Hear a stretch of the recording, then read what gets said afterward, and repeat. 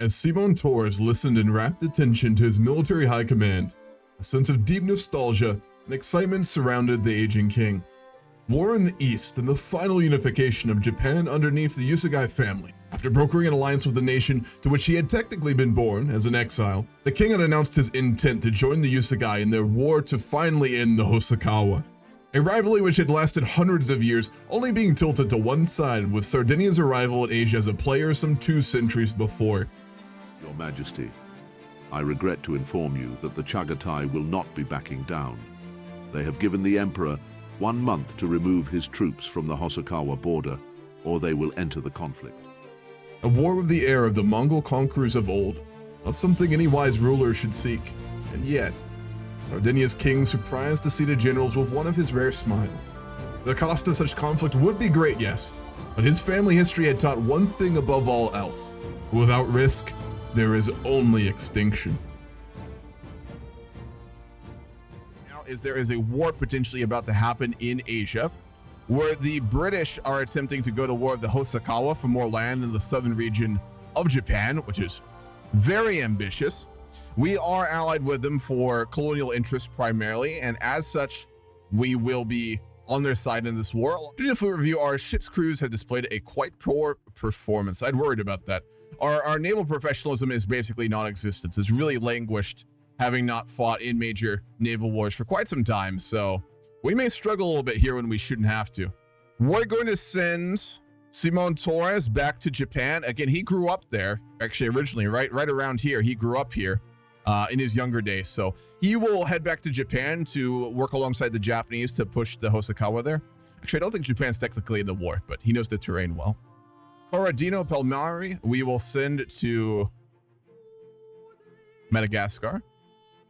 And then Sebastiano Persico, we will send to our holdings in Gabon. They wanted a defensive alliance. We can certainly agree with that. We've more or less kind of decided in this war, really not actively, but through the course of events, that we are going to side more with the British rather than the Chagatai long term, given we'd be much more comfortable with European powers, and the fact that although the British are more liberalized now and have a full republic, they are not that radical. So they're definitely a government we'd like to work with more than the Chagatai, though economically, the Chagatai are still much more useful to us. I think we may have a lot of those trade routes cut off with them, actually, unfortunately. In terms of our construction, we are working on rubber plantations now all across our African colonies. All right, the war has started officially. The open market play in Japan to open the market of the Hosokawa. We're looking to open the Hosokawa market, revoke the claim on Shikoku, return Shandong to the British, transfer Malacca to the British, Jesus, and open the Chagatai's market. None of this is good for us, but the only upside is we are getting a strong ally in the British Republic. A very unexpected ally to really be actually getting at this point of the game. Very unexpected. The Hosokawa are looking to return the British-controlled regions of Japan, return the Moluccas from Carso, Sardinia to the Hosokawa as well, and a blind slavery in the British Republic. Hold on. They have debt slavery, I remember. The British are very much losing on mainland China at the moment against the Chagatai, who again do field a very modern military by every standard. Send our navy as well. We'll send them to that choke point in the South China Sea and start raiding along the southern coastline there. They have a bigger navy, but I think we can probably outcompete them with our very good admirals and our ironclad ships, which certainly needs to be expanded as well. I'm going to raise taxes as well, given it's wartime. Castela's not doing very well either. Oh, we won several battles there as well. Let's launch a naval invasion of Kyushu as well, honestly. We have the forces for it. We have the navy for it. We'll get Simon Torres to lead a naval invasion of Kyushu proper in order to force the Hosokawa to probably not peace out, but take their capital at the very least. It's been revealed that Lorenzo Torres of the church, that's our son, has been having a secret affair with a member of the clergy. His resignation is being demanded. We wouldn't respect that at all. Simon Torres wouldn't really like his son much anyway. He's the polar opposite of Simon Torres in every way. Tough, ambitious explorer, a history in the military, studied in Napoli, been all over the world, and then our fat royalist son who just spends all his money on watches and clothing. Could be a nun. It's not a nun. We both know it's not a nun. There's no... We don't need to be drinking copium here. We know it's not a nun. We're going to force him to step down, and we will disinherit our firstborn son, Lorenzo. We definitely would have one. He would have had more kids. Victory doesn't allow you to have more than one child, basically, or heir at a time. So I actually don't know what will happen here mechanically. Simone got the news while in a military dockyard in parts of Sardinia and Sumatra, preparing a naval invasion of Kyushu. He got news from home that his son had been caught sleeping with another priest, and there with his advisors and the priest who had traveled there to speak with him.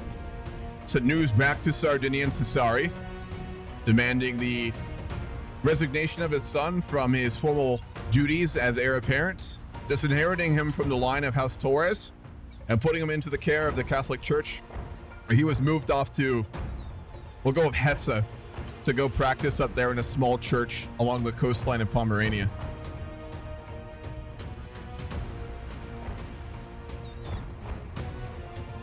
We have an heir. Donato Torres. He is a moderate business interest heir apparent. Well, the British are holding. I'll give them that-ish. Here we go. Simone is landing on the beaches of Kyushu, bombarding the coast of our ironclad modern navy, and storming the beaches of Kyushu with an army 28,000 strong. They were not ready for us. He's dealing with the recent stress and mental problems associated with his son committing adultery, fucking a priest, and committing suicide. The only way you can in these times, by storming a beachhead in Japan with an army of thousands at your back to take land in Asia. That's the only way to deal with your stress as a king in this time. Wonderful. We landed in Kyushu, and we are advancing. There is no general. They're so disorganized. So unexpectedly was our invasion that they're scrambling to even put together a military framework as Simone sweeps across the island. Lost a lot of bureaucracy. We lost a trade deal, didn't we? Yeah, we don't have our trade agreement with the Chagatai anymore. So all those trade routes with them are costing us a ton of bureaucracy we need to deal with. Just as commercialized agricultural law looked ready to topple, Cesar and Bozelli rallied their faction once more. We are really struggling with commercialized agriculture. That makes sense though, right? Like, what are we really doing from an economic and political perspective right now? We're really stamping out the last of monopoly from the old nobility, and probably a little bit the burghers, but mostly the old nobility's control over like the lands we own, right? Like historically, where did wealth and power come from in Europe and in the world period? It was land, tenant farming. Farming was the basis of all civilization, agriculture and power, right? So, I mean, the economies of medieval Europe were entirely dependent on it. Serfdom was all about land ownership and the fact that only the nobles owned it, and all the revenue came in through agriculture, right? But nowadays, with the state we're at, 1888, that's long gone by. Industry is the real crux of economic power. And obviously, Simon Torres understands that. He's a very modern guy. And we're trying to do away with probably not just a bit of the noble's power, which we're dependent on. So it's a bit of a political move. But it's also the case that I think he would care a lot about his people. He's not a tyrant. And he knows that there's no great wealth in land and ownership of farms, but it's enough to make a living and it's enough to increase the quality of life. So for us, this is both a political and economic and doing something good for our people. But it makes sense this would be stopped so aggressively by the nobles, right? They're giving up a lot of political power and a lot of economic power here. So, because the burghers and the more modern money would be much more in control of industry. Not entirely, but a lot of it would be. So, we will welcome their support. We are getting actually beat here by General Sumiyoshi Shirakawa. He's actually managing to push back Simon Torres as he pushes into the island chain of northern Kyushu. And we're surrounded. Wow. The Chagatai did push the British out, I think, as well. They did. No surprise there. Let's put our navy back to convoy rating as well. Oh my gosh, we're engaged in a battle with the Chagatai. Very low naval professionalism. Wow. Our navy really has gone down, hasn't it? Let's try to increase our naval professionalism. It's clearly a very big issue at this point. We're going to go after and fork over a ridiculous amount of money to start modernizing it, given we are losing in this naval battle right now off the coast of southern India. He's a good admiral too. Ambitious convoy raider, dockyard organizer. On paper, he is a very good admiral, but he's just dealing with such an untrained navy, right? In the golden age of Sardinia's naval strength, part of it was our tech, part of it was our size, but a lot of it was the traditions and the experience, right? And a couple of generations of not having that, it gets lost very quickly. The last of us are getting mopped up over in Asia as well. We passed commercialized agriculture as well. Agriculture is a business like any other, subject to market forces and owned by capital. So we have successfully modernized land ownership in Sardinia. I think we're one of the first to do it too. A very big economic reform, and one that will have an impact on the game politically, right? That will decrease the political power of the nobles and will increase the power of the village interests and other people who are low income. So modern ironclads are currently being defeated in the Battle of the Sediva Sea by a fleet of men of war underneath the command of the Chagatai. That's a low moment right there. That's a very low moment for our navy. My gosh, given the history in EU4, Germany's pushing in Kyushu as well. The southern Italian uprising in Bosnia has navally invaded and is now pushing into Kastala, if I'm seeing this correctly. Yep. They have the same flag we do because they're Italian. There's a lot of Italian people on the coastline of Bosnia-Herzegovina. This is really good for us, actually. If they succeed in independence, they might support us for the unification of Italy. So that's wild, though. This ragtag group of Bosnian rebels has managed to land and take land in Spain. They're also very much at a low point in their history, too, aren't they? The heirs of Torres are not what they used to be. Given the state of affairs, I think Simon Torres would be coming back to Sassari very unhappy with the state of his military. On land, they did fairly well, but they were fighting, again, literally Japanese rice farmers. And our navy was absolutely embarrassed in the one major battle it fought with the Chagatai. So I think we'd be actually very structured on military reform, especially given he's a jingoist now. We've really built up the economy, but what we have not built up and modernized is the military. So we'll work on these last industrial productions and things we want to hear to expand the economy of Sardinia. And then we're going to work on probably trying to balance our budget and get our military to grow, both navally and on land. I'm going to start convoy raiding the Chagatai through the choke point they need to go towards Asia. We're going to hit the South China Sea again. What's your investment pool at? It's very high. 65 million.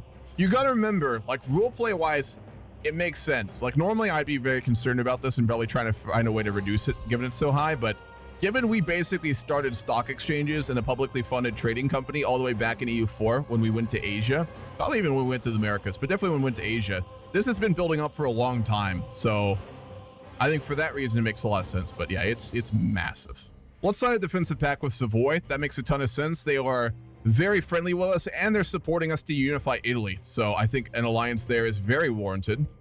Nothing too major, but we will make that defensive agreement with Savoy. They're an absolute duchy underneath Duke Philippe Borcolin Fair. Militarily in the African front with the Chagatai, where the most of the rest of this war I think is going to be fought, we are doing very good across the board. Ooh, we need support down in the Congo, though. When Solomon arrives in what's this? Benin, I think. We're going to send him down there to the northern Congo.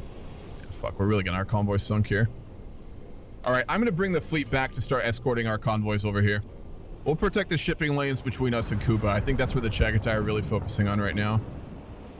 And then we'll send Fabio Antisi to protect the coastline of Italy.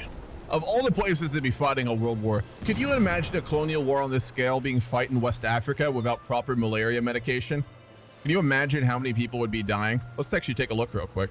280,000 dead on our side and 200,000 dead in the Chagatai. We have lost ourselves only 20,000 soldiers. The British have lost 123,000 in this war. A lot of them from attrition too. So many from attrition. I think given, like, obviously Vic 3 makes these sort of really almost unrealistic colonial wars happen, but for the roleplay in our own timeline, I think given how, like, the Americas is basically untouchable now, the Chagatai really have Asia.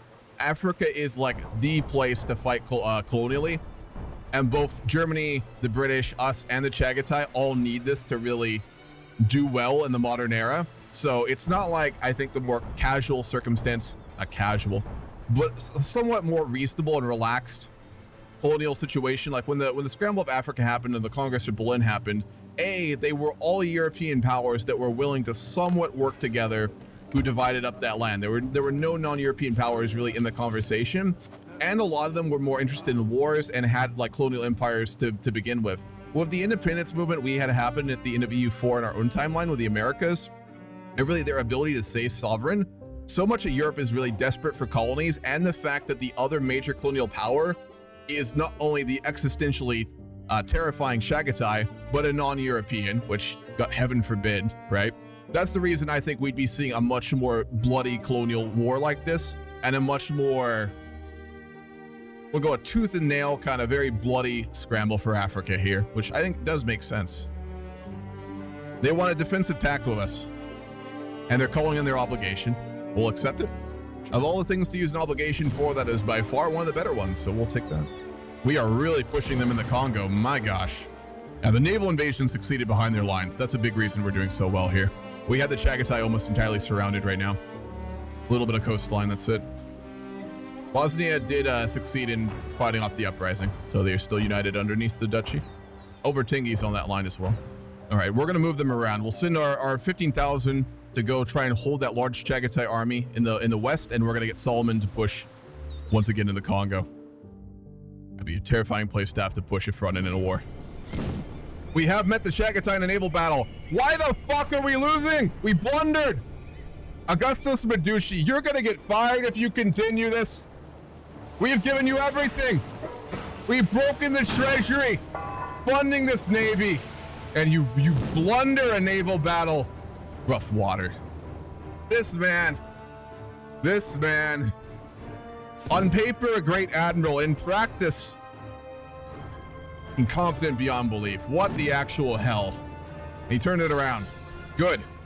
If he had come back with a defeat, he would have been fired on the spot when he got back to Sassari. He's saving his ass here in the nick of time. With a fleet of ironclads, I would hope so. Now that's a tricky one. We do trade a lot of tobacco with them, but they are disgusting Salian French who have betrayed our family and nation time and time again. No, I think not. The last of their navy is about to go to the bottom of the Atlantic. Finally, a naval victory.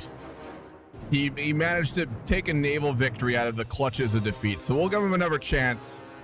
He's got a lot to do to prove himself now, though. The outbreak of the silkworm disease Pebrine in Castella has spread to Carso Sardinian soil. The silk plantations in Tuscany have begun experiencing mass deaths among the silkworms. Holy shit. That is really bad. Silk is the cornerstone of our fabric industry, which is a huge part of the Sardinia economy. That's disastrous. We're rolling bad. He's not the best commander, is he? Well, we're out of the war. This is Britain's problem now. Are they going to hold that against us, though? No, we're good. We're all good.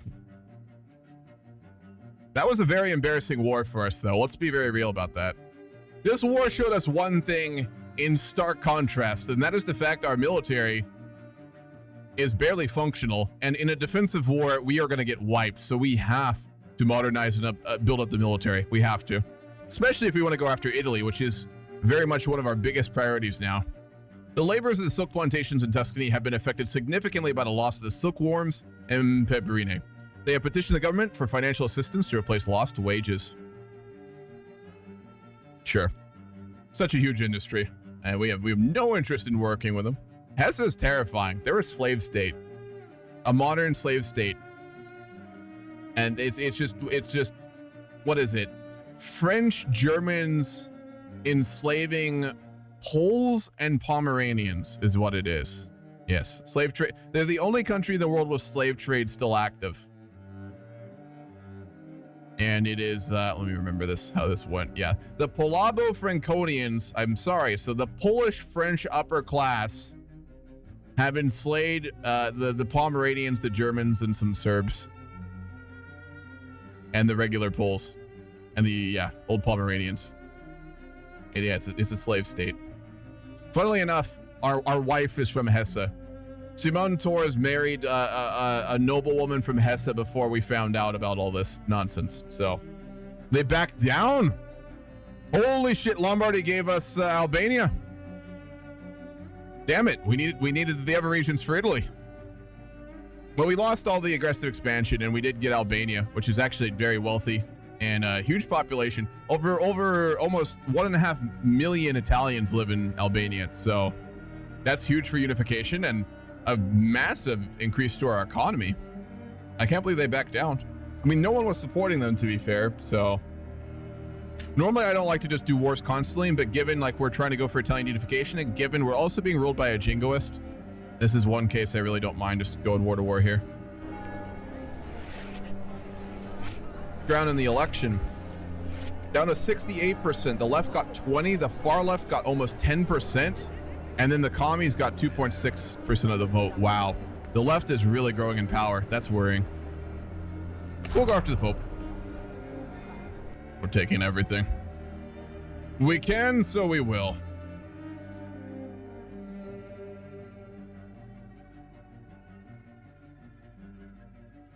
This will be the final death blow in the papacy. Roleplay wise, we're going to offer him obviously to hold all like the Holy See in Rome, because I mean a lot of our people are Catholics, especially the Italian ones. But given the recent actions to us and betraying us and supporting us for the unification of Italy, I don't think they'd have a lot of support across the board. But at the end of this war, roleplay wise, we will give that to them. We'll offer them the Holy See as sovereign territory, like in our own timeline. Want Simon be excommunicated for declaring war on the Pope? Perhaps. But given how publicly what happened last session, where the Pope had been supporting us publicly for the unification of Italy, and then kind of what happened with that, I think he changed to not supporting it, and he did something else as well. I forget what it was. But such a public betrayal, and us sinking his fleet and stuff like that, I think it'd be probably a very polarizing issue. I mean, a lot of like very religious Catholic Italians would hate us for this, but a lot would very much be against the Pope. You got to remember, in the Risorgimento period, when Italy was unifying, the Pope was like, the Papal States were not popular. Like a lot of even good Catholics liked like the church, but they hated the Papal States as a political entity, right? Like Italians know their own history. The Papal States isn't some innocent little do-gooder who sits there and helps people out. They're a political power that has tried to stake their claims on Italy throughout history. And given that and what happened, I think there'd be a lot of people who would at least understand what they were doing. We'd probably be excommunicated though, yes. That's where all our industry is really concentrated, southern Italy. In this timeline, ironically, because we took it first, I think southern Italy will actually be much more developed than the northern region. We're gonna kind of have a 180 on that. Northern Italy will be the backwater, old school, unmodernized region, and southern Italy will be the industrial hub of Italy. We'll send Palmyra. We cannot reach that. Okay, we'll natively invade Uruguay then and finish this war. Then the British just have to push in Bolivia and we are good. This war is done. Again, this is less a war and more just like the armed forces of Sicily or of Sardinia walking into papal territory. Our military expenses are gone for the Navy upgrades. Just ridiculous cost on that. We can now actually expand our construction. So let's go ahead and build some more sectors. I'm really trying to think of what we need to do with a colonial situation. There's just really, I don't think there's any way around us having to fight one of these huge powers. War is over. We have succeeded. The last of the Papal States have been pushed off of the Italian peninsula. Their holdings in West Africa are now ours. And we've taken a little bit of Uruguay and Bolivia as well.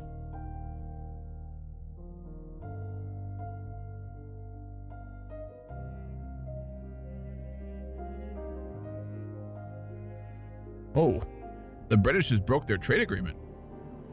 Cautious? The hell do you mean cautious? Buddy, we broke our alliance with the Chagatai for you. You don't get to back out of this. This is not how that works. Use this as a militarily threatening neighbor, as a natural enemy. Did their government radically oh God. Okay, now I get it now. There are revolutionary socialists in government in Britain now with the liberals. That would do it. The liberal tide, the corruption has spread once more to Britain. They're trying to ban debt slavery too. Yeah, they're actively hostile. Hey, buddy. It's been a while. So you remember when we like fought that war against you with the British? We didn't mean it. It wasn't personal. We got dragged into it. We listen. we're worse when we're apart. We're best when we're together. You know, you can't stay mad at these trade goods. You can't stay mad at this engine production, baby. You know you can't stay mad at that. Think about all those lovely Italian engine parts and glass. We'll send an ambassador to drink a bunch of alcohol and smoke some opium with them. They'll be back in their good graces. Defensive pact with Somalia? Yes. I guess now that we're not buddies with the British, they're willing to forgive us a bit more. They're very, very old school. Can we get them back into our economic bloc? That'd be especially nice. We can? We'll owe them an obligation and we'll invite them back into our economic bloc once more, making us even more competitive against the French and German blocs. The tension interests are dissatisfied with the inclusion of the business interests in the government. Bold to assume we will even listen to what you have to say. Judge not that ye not be judged. It's funny how the church still thinks that they can talk to our government and will listen. That stopped 300 years ago. How's our economy looking? I think we've stagnated a little bit here. Not really. We're still really close. The American economy has actually surpassed the British economy at this point. When you manifest destiny, that's what it looks like. GDP goes straight up. We need to make some more plays for Italy here when we can too. Britain's back firmly on the side with the British, or with the Germans, I apologize. The Oyo are actually going to fight back now. Again, this is an ex-like empire. It's just that they've really fallen into the depths of oblivion. Regardless, they are explicitly declaring war. They're a bunch of disunified tribes at this point, as opposed to the centralized government we fought long ago. And we're back up to the number 6 power. We can get to 5. We're pretty close to it, all things considered. See, how much more do we need? We're going to cancel expanding our colonial focus. And instead, I'm going to work on us integrating Albania. Expand the opera house. Oh my God, it's already level 21? You know who's been expanding the opera house? It's been the private investment. All the nobles and capitalists are just funding like a mega opera house in Sardinia. They have a level 37 opera house in Bavaria, which is the center of the musical world in this era. We only have a level 21 opera house. And then Britain, I think, has a huge one too. Yeah, level 33 opera house. Yeah, we got some solid music going on here. We got some really good Italian composers. And, you know, don't get me wrong, but the musical world is in Britain and Germany right now on this timeline. That's where it is. All right, the war is on with the Yorubaland, if you can even call it a war. In the peace treaty, we get colonization rights, which will speed up all of our colonies going into their territories. Oh yeah. So we are completely cut off by Germany in the Niger Delta now. They've taken all of that. We still have a bit more we can go through north in Dahomey.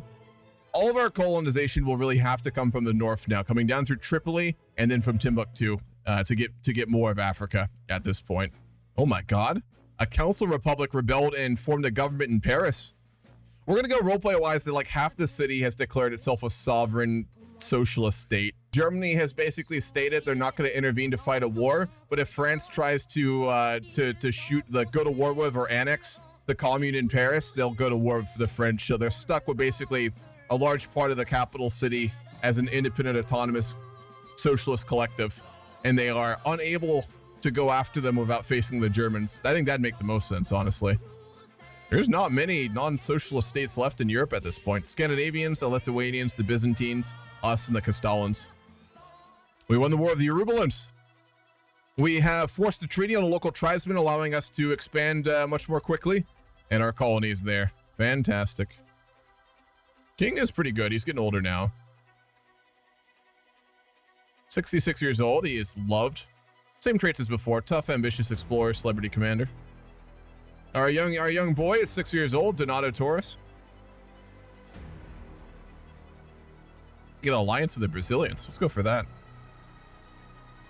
I do not mind owing them an obligation. That is fine. Get an alliance with the Somalians as well. All right, we formally have an alliance with the Brazilians. I mean, we had one in the EU4. We kind of more or less had one at the beginning of Vic 3, but after the Civil War, we lost a lot of support from them. But we are back up to very close relations. I'd love to try and convince them to join our economic bloc, but they're pretty in deep with the British right now. We can't actually integrate the company either. Socialism unlocked? Oh no. A political ideology that encourages common social ownership of the means of production and self-management by workers rather than the upper class. Yep, there it is. The reformist socialists are getting a lot more popular. They're claiming that they're under systemic opposition, or they are systemic opposition. Let's look at the politics. We haven't done that in a while. Politically, in terms of power, it's the business interests, the conservatives, and the liberals have a fair bit. Bureaucratic interest, reactionaries. Radical liberals have 6% clout and 232,000 people supporting them. Mostly laborers, engineers, clerks, and machinists. The radical revolutionary socialists have 1 million people supporting them now, almost entirely laborers and machinists. That is way more than I like to see there. That's very dangerous. The reformist socialists have 335,000 supporters, mainly laborers and machinists. A lot of radicals. Well, we've been decreasing taxes, so they can't complain too much here. We are a great power.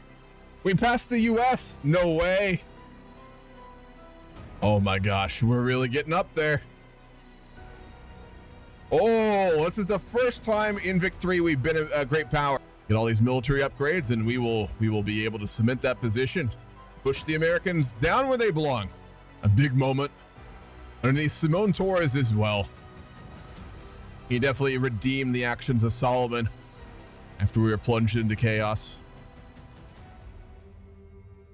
The right is holding at 69% of the vote. The left got 24%. The socialists got 6%. Or the communists, rather. PSI is radical. We can exile them.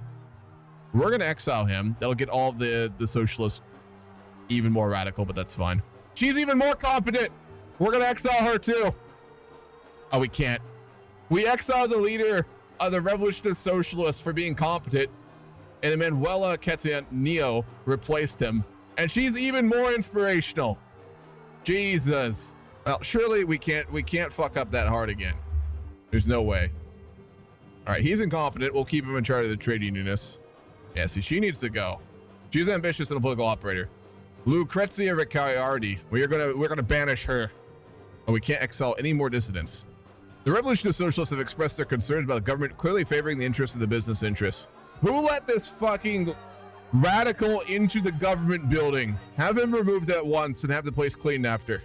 Fuck. Newly formed party, the Communist Party. They're straight up, they're not even, god damn it. They're not even pretending it anymore. I liked it more when they pretended. No, wait, this is a good thing. The radicals just split. The revolutionist socialists split from the PSI. They formed 2 separate parties and they don't like each other anymore. So our secret police did do a good job. She may be more competent, but she's also more radical and less willing to work with her compatriots. So in the end, it was a good thing. No one needs to get fired or get the firing squad. It's fine. The secret police did their job. 52 flotillas and 84 battalions. That should go all the way up to 100. I want to get our flotillas up to 100 as well, optimally. The Chagatai took basically all of the Congo, though. Germany took all of modern-day Nigeria. Chagatai took most of Western Africa alongside the British, and then we got a lot of the northern, very unimportant poor region. We still have a pretty big surplus in our treasury, so I won't raise taxes, even though we are running a bit of a deficit here. I'm hoping long-term that the general GDP and wealth growth of our people will be enough to compensate here. We are unable to get any more allies. We have basically no one. We have to build up our army and our navy, mainly our navy. We need to get up to 250 flotillas, and then we need to build up the army. We got to just militarize fully and completely right now. The fucking wage subsidies. No, absolutely not. Suppress, I should say, the reformist socialists. And they're going to start suppressing the radical liberals as well. A group of revolutionaries has carried out a robbery in Sardinia State Bank in Calabria. A significant amount of money has been stolen and redirected into revolutionaries' coffers. We'll get trench works after this as well, and we'll get the modern trench military just before when World War I would happen. We'll probably get it in, like, I'd say 1905, something like that. The revolutionary socialists are fully in control of the British government now. They fully control Parliament. We can form an alliance with the Scandinavians. I mean, I think they'd be pretty terrified of the world right now, like we are. So we're gonna form an alliance with the Scandinavians. Let's see if we can get any others. We'd just be desperate. Our diplomats would be scrambling to run around all of Europe right now, trying to find anyone willing to fight the radicals. Simon Torres has been too lenient in his time, too liberal, too reformist. We're going to build a bunch of fortresses in Fez to block off the west, fortresses in Tunis to hold the capital of the African holdings of Sardinia, fortresses in the home isles, and then fortresses in the north of Italy as well to block any attempt to move south. Belligerent crowds are getting increasingly provocative when confronted with troops in northern Sumatra. Hardliners and government are demanding tougher responses. With discontent among the revolutionist socialists on the rise, ununiformed military interest members in North Sumatra, fucking paramilitary guards, oh boy, have formed detachments to directly repress the revolutionaries. I've never heard of this before. No idea. Strange. One of the king's trusted ministers, Fernando de Albergo, has been abducted by rebels and spirited away to a hidden location. The rebels have declared that de Albergo will be executed if the government does not offer them a ransom. Send in the army! Do not negotiate with radicals!